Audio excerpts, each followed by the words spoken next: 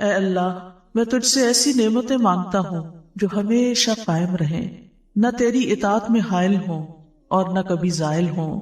اے اللہ میں تجھ سے تنگی کے دن کی نعمت اور جنگ کے دن کے امن کا سوال کرتا ہوں۔ اے اللہ میں تیری پناہ میں آتا ہوں اس چیز کی برائی سے جو تو نے عطا کی اور اس چیز کے شر سے جو تو نے ہم سے روک لی۔ آج ہم انشاءاللہ والدین کے بارے میں دعائیں پڑھیں گے۔ اللہ سبحانہ وتعالیٰ کے حق کے بعد سب سے بڑا حق انسانوں میں سے ہم پر والدین کا حق ہے۔ ہانی بنت ابی طالب کے ایک آزاد کردہ غلام ہے ابو مرہ، وہ کہتے ہیں ایک بار وہ ابو ہریرہ کے ساتھ ان کے وطن عقیق گئے جہاں سے وہ تھے۔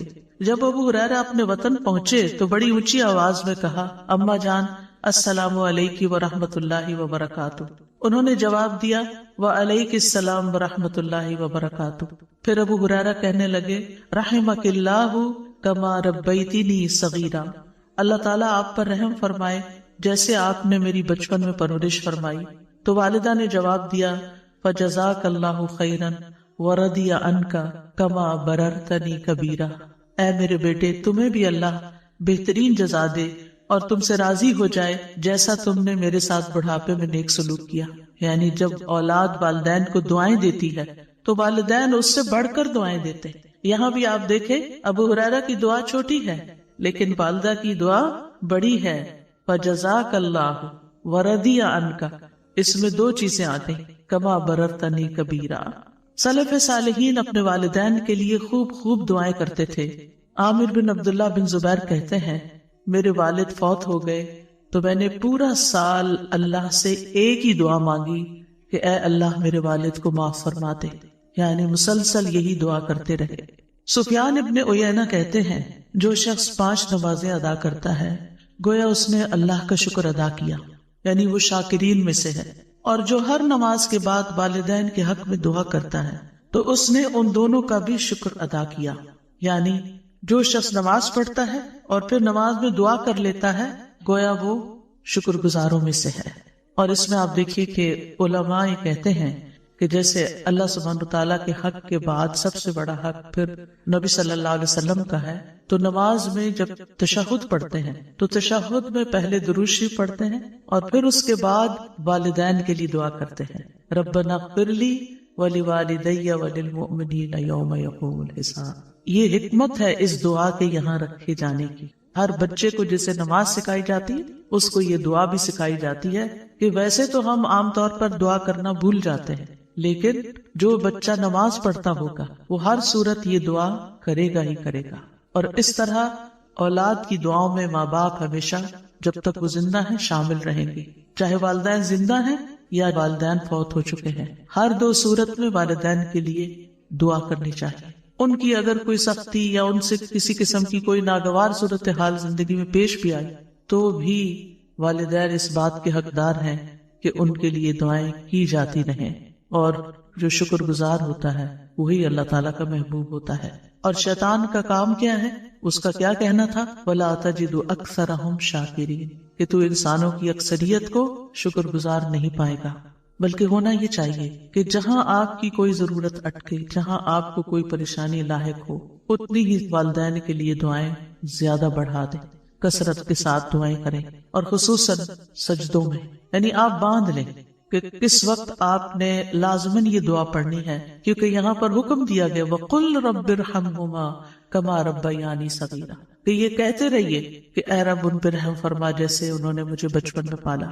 لہذا بہتر یہی ہے کہ نماز میں سجدے میں تسبیحات پڑھنے کے بعد یہ دعا کم از کم ایک دفعہ تو ایک سجدے میں ضرور ہی ہو، اگر زیادہ ہو تو اور بھی اچھا، کیونکہ ان احسنتم احسنتم لانفسکم، اگر تم نے احسان کیا تو اپنے ہی فائدے کے لیے کیا۔ اور پھر آپ دیکھیے کہ جو شخص والدین کے لیے دعا نہ کرے وہ محروم ہے۔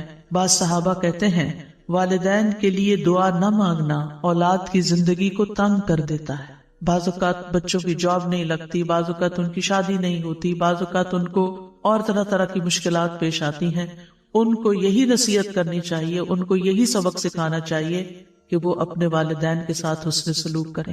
وہ ان کے ساتھ اچھے ہوں گے تو اللہ سبحانہ تعالیٰ ان پر مہربانی کرے گا۔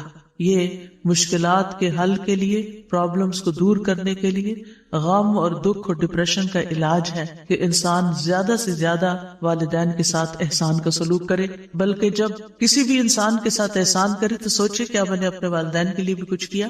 اب دیکھیے کہ بعض اوقات ہم اپنے دوستوں کو، رشتہ داروں کو، اوروں کو کتنے بڑے بڑے گفٹ دے دیتے ہیں، لیکن ہم اپنے ماں باپ کی طرف سے صدقہ کرنا بھول جاتے ہیں۔ خاص طور پر رمضان میں آپ دیکھیے کہ ہم جہاں اپنی طرف سے، اپنے بال بچوں کی طرف سے، کسی کی طرف سے بھی کچھ کریں تو ماں باپ کو نہ بھولیں، ان کی طرف سے سب سے پہلے کریں، کیونکہ اللہ سبحانہ وتعالیٰ نے اپنے حق کے بعد والدین کا ذکر کیا ہے۔ سورۃ النساء میں آتا ہے وَاعْبُدُوا اللَّهَ وَلَا تُشْرِكُوا بِهِ شَيْئًا وَبِالْوَالِدَيْنِ إِحْسَانًا، اور اللہ کی عبادت کرو اور اس کے ساتھ کسی چیز کو شریک نہ بناؤ، اور اپنے ماں باپ کے ساتھ حسن سلوک کرو۔ سورۃ البقرہ میں آتا ہے وَإِذْ أَخَذْنَا مِيثَاقَ بَنِي إِسْرَائِيلَ لَا تَعْبُدُونَ إِلَّا اللَّهَ وَبِالْوَالِدَيْنِ إِحْسَانًا، اور وہ وقت یاد کرو جب ہم نے بنی اسرائیل سے پختہ عہد لیا تھا، پکا وعدہ لیا تھا اس بات پر کہ تم اللہ کے سوا کسی کی عبادت نہ کرنا اور والدین کے ساتھ احسان کرنا۔ اللہ سبحانہ وتعالیٰ اپنے شکر کے بعد والدین کے شکر کا حکم دیتے ہیں۔ سورۃ لقمان میں آتا ہے وَوَصَّيْنَا الْإِنسَانَ بِوَالِدَيْهِ حَمَلَتْهُ أُمُّهُ وَهْنًا عَلَى وَهْنٍ وَفِصَالُهُ فِي عَامَيْنِ أَنِ اشْكُرْ لِي وَلِوَالِدَيْكَ إِلَيَّ الْمَصِيرُ، اور ہم نے انسان کو اپنے والدین کے ساتھ نیک سلوک کا تاکیدی حکم دیا۔ اس کی ماں نے اسے کمزوری پر کمزوری سہتے ہوئے اپنے پیٹ میں اسے اٹھائے رکھا، یعنی پریگنینسی کے دوران صحت مند سے صحت مند ماں کسی نہ کسی طرح ضرور متاثر ہوتی ہے اور اس کے اوپر کمزوری کے پیچز آتے ہیں، اور 2 سال اس کے دودھ چھڑانے میں لگے، یعنی اپنی ہڈیوں کی کیلشیم تمہارے اندر ٹرانسفر کر دی۔ اسی لیے یہ حکم دیا کہ میرا شکر ادا کرو اور اپنے والدین کا بھی، آخر میرے ہی پاس لوٹ کر آنا ہے، واپس تو میرے پاس آنا ہے، پھر میں تمہیں بتاؤں گا کہ تم کیا کر کے آئے ہو۔ تو انشکر لی ولی والدئی کا، اور والدین میں سے بھی پھر یاد رکھیے ماں کا حق زیادہ ہے، کیونکہ ماں بچے کے لیے تکلیفیں زیادہ اٹھاتی ہے۔ وَوَصَّيْنَا الْإِنسَانَ بِوَالِدَيْهِ إِحْسَانًا حَمَلَتْهُ أُمُّهُ كُرْهًا وَوَضَعَتْهُ كُرْهًا وَحَمْلُهُ وَفِصَالُهُ 30 شهرا حتى إذا بلغ أشده وبلغ 40 سنة قال رب أوزعني أن أشكر نعمتك التي أنعمت علي وعلى والدي وأن أعمل صالحا ترضاه وأصلح لي في ذريتي إني تبت إليك وإني من المسلمين۔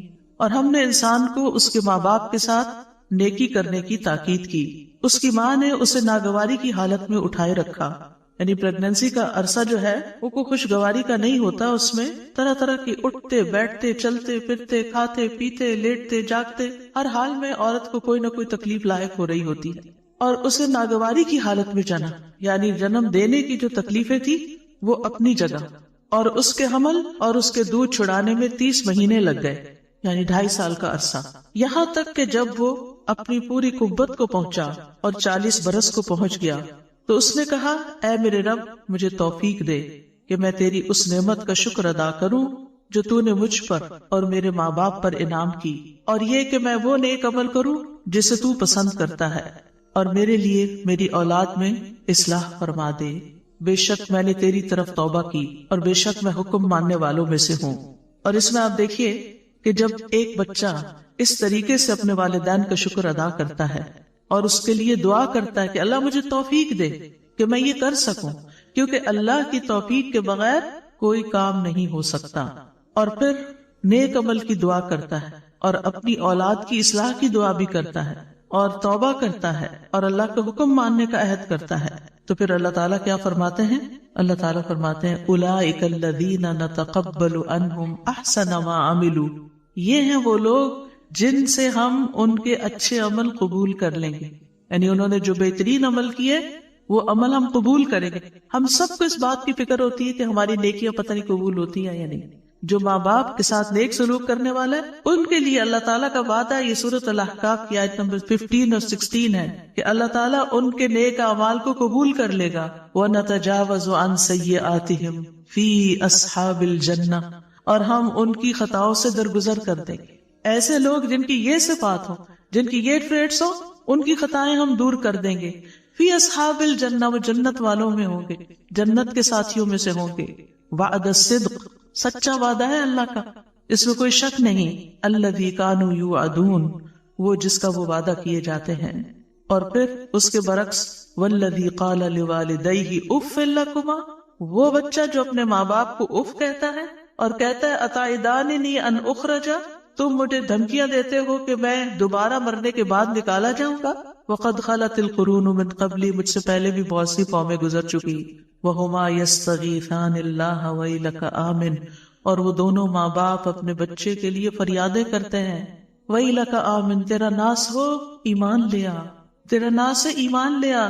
ان وعد اللہ حق، بے شک اللہ کا وعدہ سچا ہے.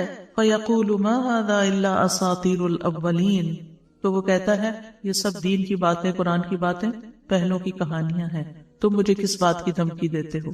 دنیا میں ایسا ہی ہوتا چلا ہے. تو یہ دو کردار ہیں، اور آج جب معاشرے کے اندر، خود مسلمان گھرانوں کے اندر یہ دونوں کردار نظر آتے ہیں. ایک طرف اطاعت گزار بچے ہیں، فرما بردار بچے ہیں، احسان کرنے والے، نیک سلوک کرنے والے، ماں باپ کے لیے دعائیں کرنے والے، اور دوسری طرف وہ جو ماں باپ کی ہر نصیحت کو مذاق میں اڑانے والے اور اسے پرانی کہانیاں بتانے والے اور ایمان سے بھی نکل جانے والے. اللہ تعالیٰ ایسے لوگوں کے بارے میں کیا فرماتے؟ اولئک الذین حق علیہم القول فی امم، ان امتوں میں سے جن کی وہ بات کر رہا ہے، ان امتوں میں، ان سارے لوگوں میں سے ان پر بات حق ہو گئی جو ان سے پہلے گزری امتیں، من الجن والانس، جنوں اور انسانوں کی. انہم کانوا خاسرین، کہ یہ سب لوگ خسارہ پانے والے تھے. یعنی جنہوں نے بھی یہ رویہ اختیار کیا ماں باپ کے ساتھ، انہوں نے بس خسارہ ہی اٹھایا، ان کی نہ دنیا بنی اور نہ آخرت بنی. یہاں پر ہم دیکھتے ہیں کہ خصوصاً چونکہ ماں کا ذکر ہے تو اس پر حدیث میں آتا ہے، رسول اللہ صلی اللہ علیہ وسلم نے فرمایا بے شک اللہ تمہیں تمہاری ماؤں کے ساتھ حسن سلوک کی وصیت فرماتا ہے، پھر تمہیں تمہاری ماؤں کے بارے میں وصیت فرماتا ہے، پھر تمہیں تمہارے باپوں کے بارے میں وصیت کرتا ہے، پھر تمہیں قریب سے قریب تر کے بارے میں وصیت کرتا ہے، اس کے بعد باقی رشتہ داروں کا اور باقی لوگوں کا حق آتا ہے، پہلے ماں کا، پھر باپ کا، اور پھر باقی رشتوں کا.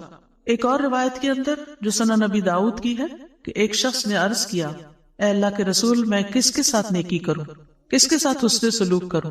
آپ نے فرمایا اپنی ماں کے ساتھ، پھر اپنی ماں کے ساتھ، پھر اپنی ماں کے ساتھ، پھر اپنے باپ کے ساتھ، پھر قرابت داری میں جو زیادہ قریب ہوں. تو واضح طور پر بتا دیا گیا کہ انسان کے حسن سلوک کا سب سے زیادہ مستحق کون ہے. جب انسانوں کے ساتھ نیکی کرنے کا خیال آئے تو سب سے پہلے والدین کو یاد کریں، ان کے ساتھ احسان کریں.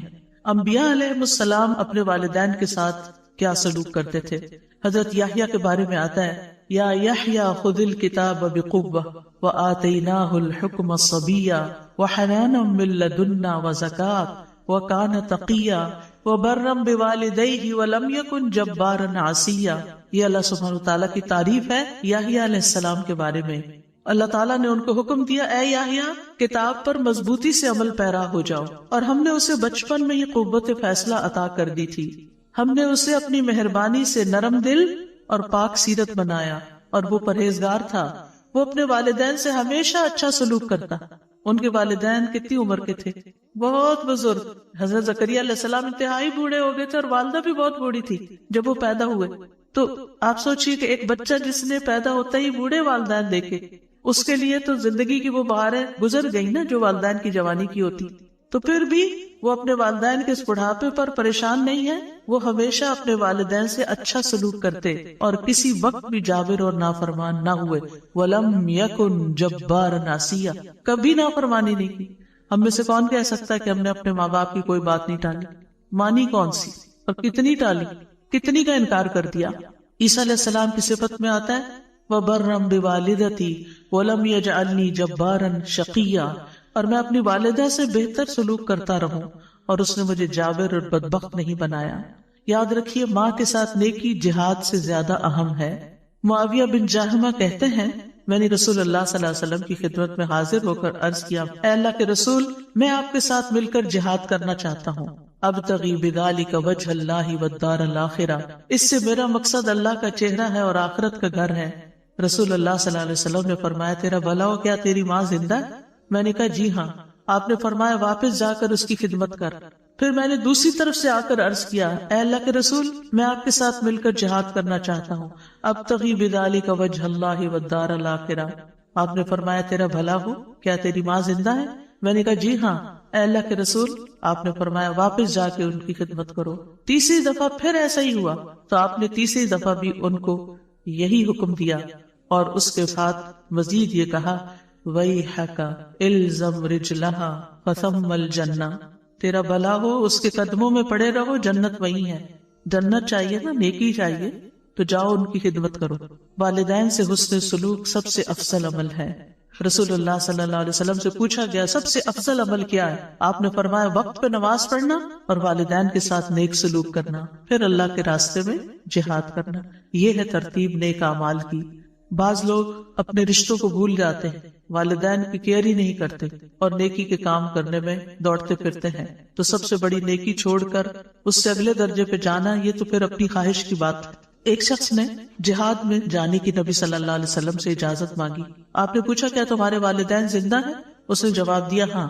آپ نے فرمایا فَفِيهِمَا فَجَاهِدْ، جاؤ ان دونوں میں جہاد کرو، یعنی جاؤ ان کی خدمت کرو، وہاں تمہارا جہاد ہے۔ کیونکہ بعض سچویشن ایسی ہوتی ہیں کہ والدین ایسی ضرورت میں ہوتے ہیں کہ ان کی وہ ضرورت کوئی اور پوری ہی نہیں کر سکتا سوائے آپ کے، اور وہ خاص بیسک ضروریات ہوتی، مثلا ان کا کھانا پینا ہے، ان کا علاج معالجہ ہے، ان کی ایسی ضرورت ہے کہ جو آپ ہی نے کرنی ہے، لہٰذا اس خدمت کو کبھی بھی بھلانا نہیں چاہیے۔ پھر اسی طرح نفل عبادت سے زیادہ والدین کا حق ہے۔ مثلا اگر والد یا والدہ کرا رہے ہیں اور ان کو کسی دوا کی ضرورت ہے، یا جسم دبانے کی ضرورت ہے، یا واش روم لے جانے کی ضرورت ہے بیماری کی حالت میں، اور آپ کے میں نفل پڑھ کے آؤں گی، تو یہ نفل کسی کام کے نہیں پھر آپ کے لیے۔ اس سے بہتر ہے کہ آپ نفل مؤخر کریں، اور اگر وقت نہیں تو اس وقت کو پہلے اپنے والدہ یا والد کی خدمت میں یا ان کی ضرورت پوری کرنے میں لگائیں۔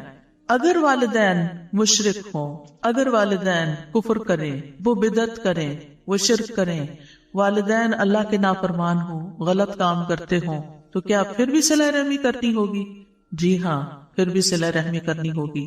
ابو ہریرہ کہتے ہیں کہ رسول اللہ صلی اللہ علیہ وسلم کا گزر عبداللہ بن ابی بن سلول کے پاس سے ہوا۔ وہ ایک جھاڑی کے سائے میں تھا۔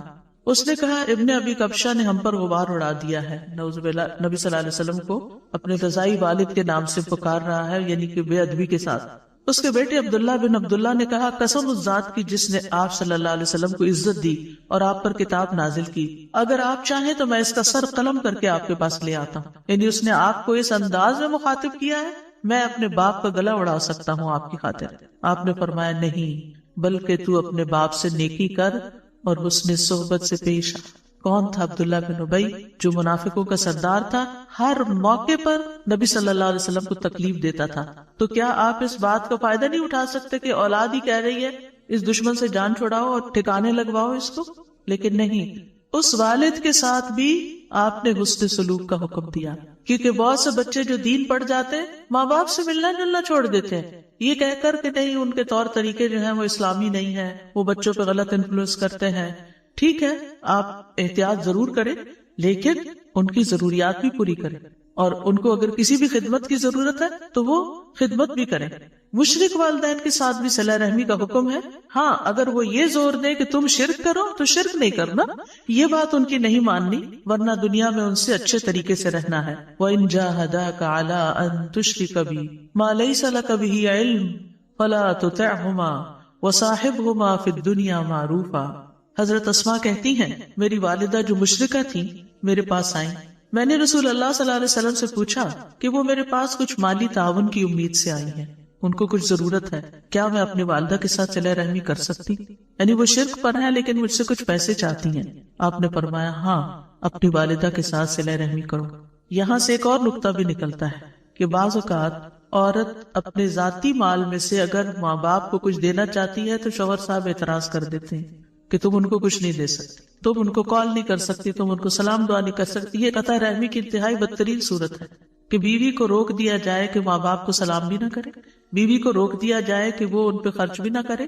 اگر اس کا اپنا ذاتی مال ہے ٹھیک ہے، اگر شوہر کا مال ہے تو شوہر سے پوچھنا ہوگا، لیکن اگر اس کا اپنا ذاتی مال ہے، کوئی ذاتی چیز ہے، کوئی اس کے کپڑے ہے، جیولری ہے، کوئی کیش ہے، وہ اپنی والدہ کو دینا چاہتی ہے، تو اس کو اسلام نے کھلی اجازت دی ہے کہ وہ ان کو دے سکتی. یہاں آپ دیکھیں نبی صلی اللہ علیہ وسلم حضرت اسما کو اجازت دے رہے کہ وہ اپنے مشرک والدہ کے ساتھ حسن سلوک کرے، ان کو مال دیں، تو پھر مسلم والدین کا کتنا حق ہوگا. اور پھر اگر کسی بھی وجہ سے عورت ہو یا مرد، یہاں حضرت اسما ایک عورت ہے اور وہ اپنی والدہ کو دینا چاہتی ہے تو ان کو اجازت دی گئی. اس لیے مرد حضرات کو ایسی پابندیاں نہیں لگانی چاہیے کہ جس میں وہ قطع رحمی کروائیں اور خود بھی گناہگار ہوں اور بیوی کو بھی گناہگار کریں، کیونکہ والدین کے حقوق کا بدلہ کبھی بھی چکایا نہیں جا سکتا. چند سکوں کے ساتھ نہیں چکایا جا سکتا، تھوڑا سا مال دے کے نہیں چکایا جا سکتا. ابو ہریرہ کہتے ہیں رسول اللہ صلی اللہ علیہ وسلم نے فرمایا، بیٹا اپنے والد کے احسانات کا بدلہ نہیں چکا سکتا سوائے اس کے کہ وہ اسے غلام پائے، پھر اسے خرید کر آزاد کر دے. یعنی پھر والد کا بدلہ ہو سکتا ہے. والدین سے اس سلوک کا فائدہ ہمیں خود ہی کو پہنچتا ہے، اور اس میں سب سے پہلی چیز تو گناہوں کی بخشش ہے. جیسے سورۃ الاحقاف کی آیت نمبر 15 سے 18 تک میں نے آپ کے سامنے رکھی کہ جو لوگ اپنے والدین کے ساتھ حسن سلوک کرتے ہیں ہم ان کے اچھے عمل قبول کر لیتے ہیں اور ان کی برائیوں سے درگزر کرتے ہیں، جنت والوں میں سے ان کو کر دیتے ہیں سچے وعدے کے مطابق جو ان سے کیا جاتا ہے.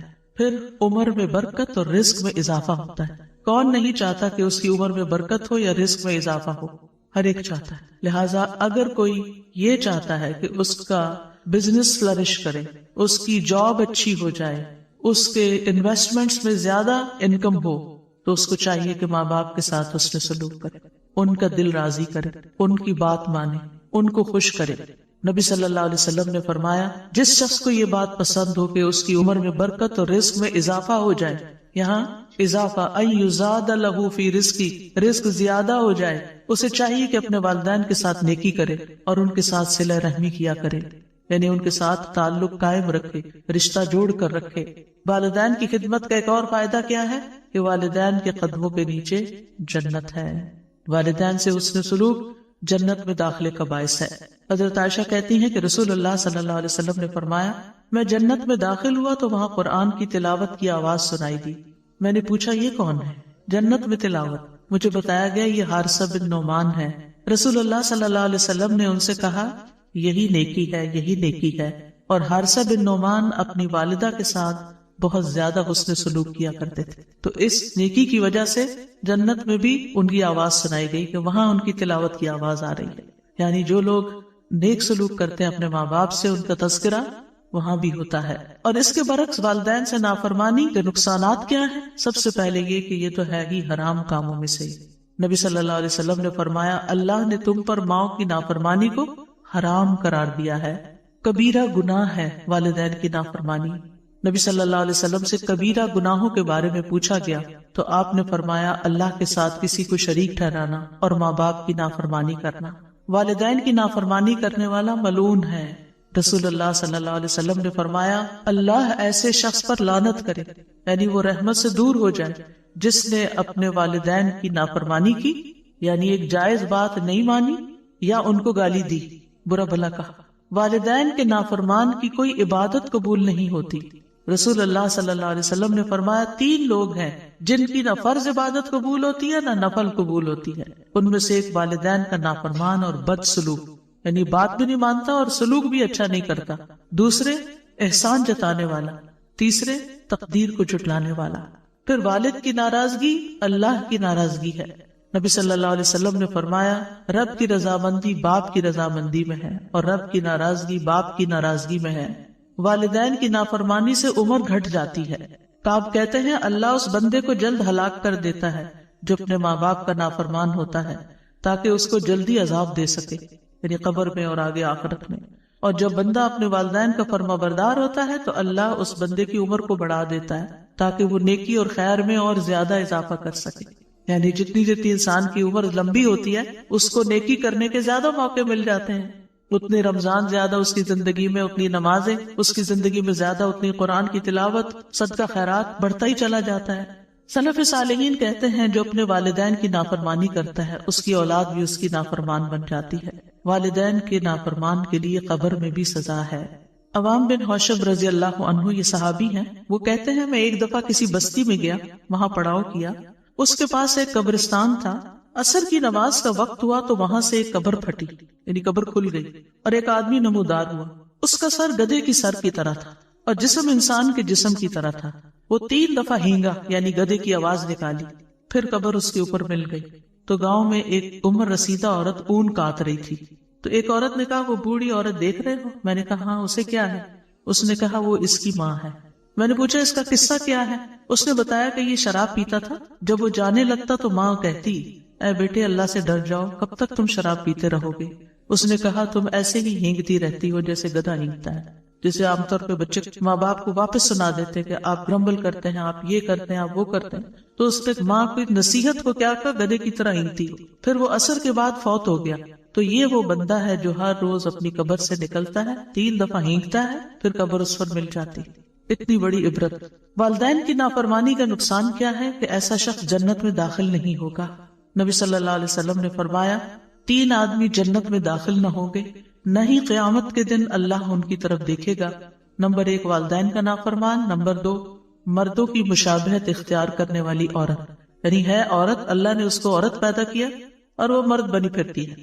اور تیسرے دیوس، یعنی وہ بغیرت انسان جو اپنے گھر والوں میں بے حیائی کو دیکھتا ہے اور اس کو برا نہیں لگتا.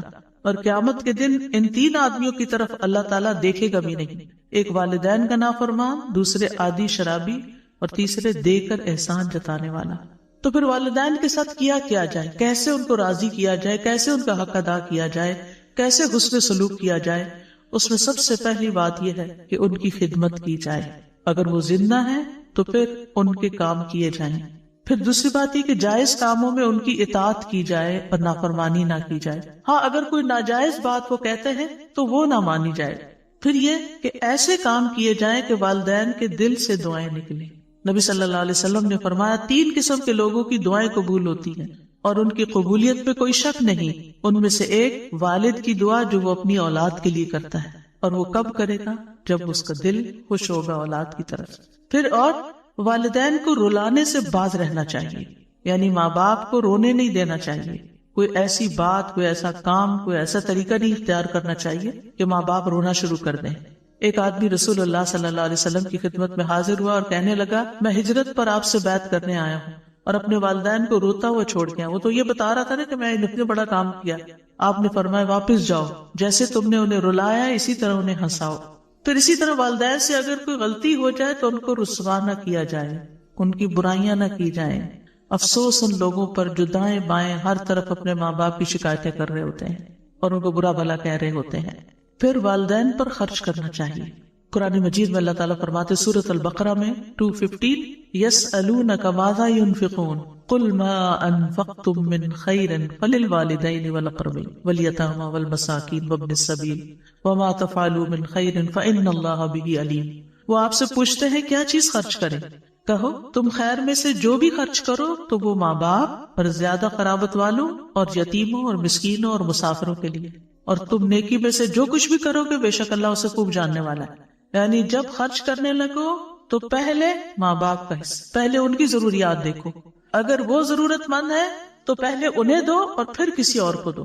بعض اوقات ہم چیریٹی کے کاموں میں خوب دیتے رہتے ہیں، اس مسکین کو دے رہے ہیں، اس غریب کو دے رہے ہیں، اس فقیر کو دے رہے ہیں، اس کام میں لگا رہے ہیں، اس کام میں لگا رہے ہیں، اور ماں باپ منہ دیکھ رہے ہیں، وہ اپنی ضروریات کے لیے ترس رہے ہیں. اور پھر بعض بچے تو ضد لگا دیتے ہیں وہ فلاں بھائی دینا، میں ہی کیوں دوں. نہیں، جتنا ان کو دو گے اس سے زیادہ واپس آئے گا تمہارے پاس. پھر بعض یہ کہتے ہیں ان کے پاس تو آلریڈی بہت کچھ ہے، بھلے ہو پھر بھی ہمارا کام ہے دینا. بعض کہتے ہیں ہم ان کو دیتے ہیں پھر وہ آگے صدقہ کر دیتی ہیں، بھلے صدقہ کرتی رہیں. بعض کہتے ہیں ہم ان کو دیتے ہیں اور وہ فلاں خالہ کو یا فلاں پھپھی کو دے دیتی ہیں جن سے ہماری نہیں بنتی. نہ بنے آپ کی، وہ جس کو چاہے دیں. اس میں ہمیں یہ نہیں دیکھنا چاہیے کہ ہماری پسند یا ہماری چوائس کیا ہے یا ہمیں کیا فائدہ ہو رہا ہے اس سے. ہمیں بس سب سے بڑا فائدہ یہ کہ ہمارے رب کا حکم پورا ہو رہا ہے اور وہ راضی ہو رہا ہے.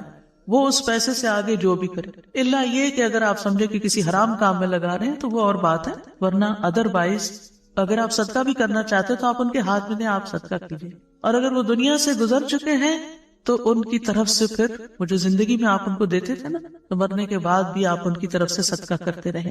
کیونکہ زندگی میں تو والدین کے ساتھ بعض اوقات بچے کہتے ہیں کہ چلو ماں باپ ہم سے خوش ہوں گے تو ہمیں بھی کچھ ملے گا، یا اچھا فیل کرتے ہیں. لیکن جب وہ فوت ہو جاتے ہیں اور آنکھوں سے اوجھل ہو جاتے ہیں اور اپنے ہاتھوں سے ان کو دفنا کے آ جاتے ہیں تو پھر اس وقت ہم آہستہ آہستہ بھولنے لگتے ہیں؟ نہیں، ان کو تب بھی نہیں بھولنا اور ان کی طرف سے صدقہ خیرات کرتے رہنا ہے۔ پھر یہ کہ اگر اپنے پاس نہیں تو ایسی صورت میں کمائی کر کے، محنت کر کے ان پہ خرچ کیا جائے۔ طارق محربی کہتے ہیں ہم مدینہ آئے تو رسول اللہ صلی اللہ علیہ وسلم منبر پر کھڑے لوگوں سے خطاب فرما رہے تھے۔ آپ فرما رہے تھے دینے والے کا ہاتھ اونچا ہوتا ہے اور سب سے پہلے تم اسے دو جس کی کفالت کے تم ذمہ دار ہو، یعنی اپنے بچوں پر، اولاد پہ خرچ کرو جو ان کی بیسک نیڈز ہیں۔ اپنی ماں کو دو، اپنے باپ کو دو، اپنی بہن کو دو، اپنے بھائی کو دو، پھر اپنے قریبی رشتہ دار کو دو جو تمہارے قریبی۔ یہ ترتیب بتا دی گئی، یعنی بیسک نیسیسٹیز گھر کی پوری کر کے، پھر ماں سے شروع کر کے، پھر باپ، پھر بہن، پھر بھائی، پھر قریبی رشتہ دار، اور پھر جو تمہارے آس پاس قریب کے لوگ ہوں۔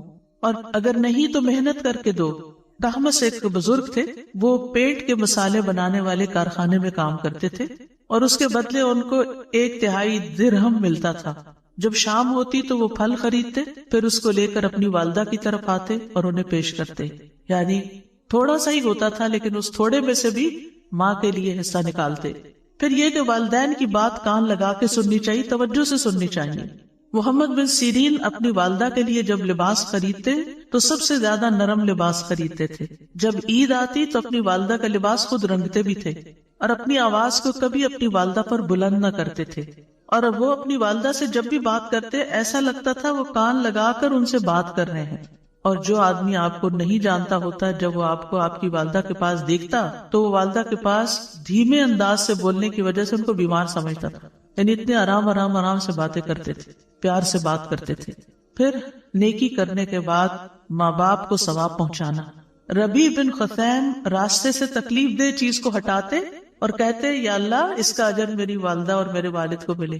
ان کو تو مل ہی گیا جس نے نیکی کی، لیکن چھوٹے چھوٹے کاموں کا ثواب بھی اپنے ماں باپ کو بھیجتے، کیونکہ وہ عقل مند لوگ تھے، ان کو پتا تھا کہ ان کے لیے جو کریں گے اس کا تو کئی گنا زیادہ لوٹ کر واپس آئے گا ہماری ہی طرف، تو وہ اس کو اپنی سعادت سمجھتے تھے۔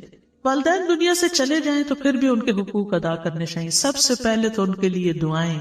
رسول اللہ صلی اللہ علیہ وسلم نے فرمایا مرنے کے بعد انسان کے اعمال کا سلسلہ منقطع ہو جاتا ہے سوائے 3 چیزوں کے جن کا ثواب میت کو پہنچتا رہتا ہے۔ صدقہ جاریہ کہ جو انسان اپنی زندگی میں خود اپنے ہاتھ سے اپنا مال کسی صدقہ جاریہ کے پروجیکٹ میں لگا جائے، جب تک وہ پروجیکٹ چلتا رہتا ہے آپ کو ثواب پہنچتا رہے گا۔ دوسرا، لوگوں کو فائدہ دینے والا علم جس سے لوگوں کی زندگی میں کوئی تبدیلی آئے، ان کی زندگی آسان ہو۔ تیسرے، نیک اولاد جو اس کے لیے دعا کرتی ہے، یعنی سب سے بڑا حق مرنے کے بعد کیا ہے کہ ماں باپ کے لیے دعائیں کرتے رہیں، خصوصاً ان کے گناہوں کی بخشش، استغفار۔ رسول اللہ صلی اللہ علیہ وسلم نے فرمایا بے شک اللہ عز و جل جنت میں ایک نیک آدمی کے درجے کو بلند کرتا ہے تو پوچھتا ہے اے میرے رب میرے درجات کہاں سے آئے؟ اللہ تعالیٰ فرماتا ہے تیرے حق میں تیری اولاد کے استغفار کی برکت سے، یعنی آگے ان کے درجے بڑھتے رہتے ہیں۔ ان کی طرف سے صدقہ کیا جائے۔ ایک آدمی نے عرض کیا میرے والد فوت ہو گئے اور انہوں نے مال چھوڑا لیکن وصیت نہیں کی، اگر میں ان کی طرف سے صدقہ کروں تو ان کے گناہ معاف ہو جائیں گے؟ آپ نے فرمایا ہاں۔ ایک اور آدمی نبی صلی اللہ علیہ وسلم کے پاس آیا، عرض کیا یا رسول اللہ صلی اللہ علیہ وسلم میری والدہ بغیر وصیت کیے اچانک فوت ہو گئی اور میرا گمان ہے کہ اگر وہ بات کرتی تو صدقہ کرتی، تو اگر میں ان کی طرف سے صدقہ کروں تو کیا ان کو اجر ملے گا؟ آپ نے فرمایا ہاں، اور والدین کی طرف سے پانی پلانے کا صدقہ خاص طور پر، اور خصوصاً اگر کسی ویسینٹی میں اس کی بہت ضرورت، لیکن اگر کہیں پانی ہے تو پھر کسی اور اچھے پروجیکٹ میں ان کی طرف سے لگانا چاہیے۔ ایک شخص نے عرض کیا اللہ کے رسول میری والدہ فوت ہو گئی ہیں، کیا میں ان کی طرف سے صدقہ کر سکتا ہوں؟ آپ صلی اللہ علیہ وسلم نے فرمایا ہاں۔ میں نے عرض کیا زیادہ افضل کیا بات ہے؟ آپ نے فرمایا پانی پلانا۔ ان کی طرف سے روزوں کی قضا ادا کرنا، یعنی اگر وہ ایسی بیماری میں فوت ہوئے ہیں کہ روزے نہیں رکھ سکے تو پھر ان کی وفات کے بعد ان کے روزے پورے کیے جائیں روزے رکھ کے۔ ان کی طرف سے حج کرنا۔ ایک خاتون نے حج کی نظر مانی لیکن کر نہ سکی، انتقال ہو گیا، تو بیٹی نے نبی صلی اللہ علیہ وسلم کی خدمت میں آ کر پوچھا کیا میں ان کی طرف سے حج کر لوں؟ آپ نے فرمایا ہاں تم ان کی طرف سے حج کر سکتی، تو اس کو حج بدل کہتے ہیں۔ فرمایا کیا تمہاری ماں پہ قرض ہوتا تو تم ادا نہ کرتی؟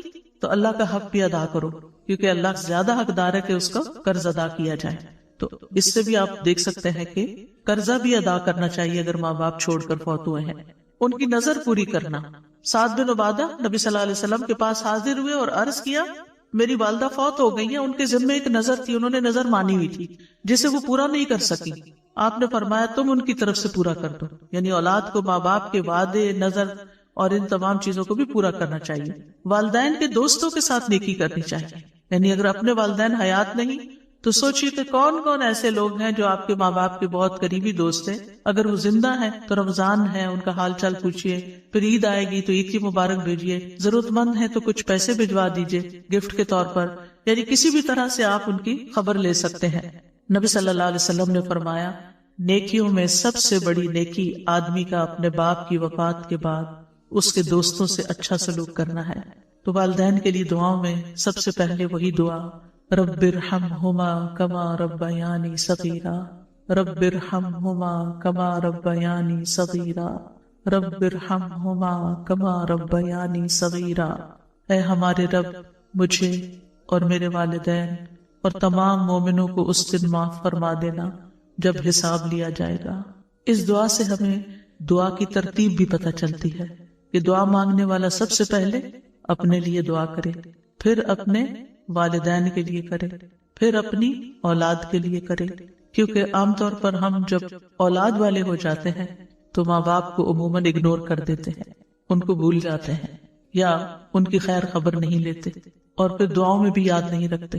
بچہ بیمار ہے اس کے لیے دعا کر رہے ہیں، کوئی پاس نہیں ہو رہا، امتحان کے لیے اسٹرگل کر رہا ہے اس کے لیے دعا کریں، جاب نہیں ہے بچے کے لیے دعا کریں، شادی نہیں، بچے بچے بچے، ہر وقت بچے، اور ماں باپ اس میں اگنور ہو جاتے ہیں۔ اگر وہ زندہ ہو اور گھر میں ہو تو بھی وہ منہ دیکھتے رہتے ہیں، کب یہ بچوں سے فارغ ہوگی تو مجھے بھی کوئی کھانا پانی پوچھے گی، یعنی عموماً ترتیب یہی ہے۔ اور اگر ماں باپ بوڑھے ہو جائیں تو پھر اس بات میں بھی لوگوں کو پریشانی لگ جاتی کہ اب ہمارے اوپر ذمہ داری آ رہی ہے، اب ہمیں یہ دیکھنا پڑیں گی۔ تو ان چیزوں کو اپنی سعادت سمجھنا چاہیے، سمجھ جائیے کہ شاید ہماری بخشش کا سبب بن گیا ہے، اور کرنا تو ہوتا ہی ہے، خوش دلی سے کریں، محبت سے کریں تو اجر و ثواب بھی کتنے گنا زیادہ ہو جائے گا۔ اور پھر آپ دیکھیے کہ دعاؤں میں ایک رحم کی دعا ہے اور دوسرے بخشش کی، یعنی قرآن کی ان دونوں آیتوں سے یہ پتا چلتا ہے کہ ترتیب کیا ہے، رحمت کی دعا اور بخشش کی دعا۔ یہ خاص طور پر یاد رکھنا ہے کیونکہ بخشش پر ہی دنیا اور آخرت کی کامیابی کا انحصار ہے۔ استغفار سے ان کے دنیا کے مسائل بھی حل ہوتے ہیں، یعنی جو والدین زندہ ہیں اور ان کے لیے بخشش مانگتے ہیں تو کیا ہوگا، ان کی دنیاوی مشکلات بھی آسان ہوں گی، اور اگر فوت ہو گئے ہیں پھر تو بہت ہی زیادہ ضرورت ہے، اور اگر ان کے گناہ معاف ہو چکے آپ کی دعاؤں سے اور ابھی بھی آپ بخشش مانگے جا رہے ہیں تو اب کیا ہوگا، درجات بلند ہونا شروع ہو جائیں گے۔ اور آپ دیکھیے کہ یہ دعا جو ہے ربنا اغفر لی ولوالدی وللمؤمنین یوم یقوم الحساب، کس کی دعا ہے؟ ابراہیم علیہ السلام۔ اللہ تعالیٰ نے اپنے خلیل کے لیے اسی دعا کو خاص کیا، انہوں نے اور دعائیں بھی کی ہوں گی لیکن اس کا ذکر قرآن میں کیا۔ اور والدین کے لیے اس لیے بھی دعا کی جائے کہ ہم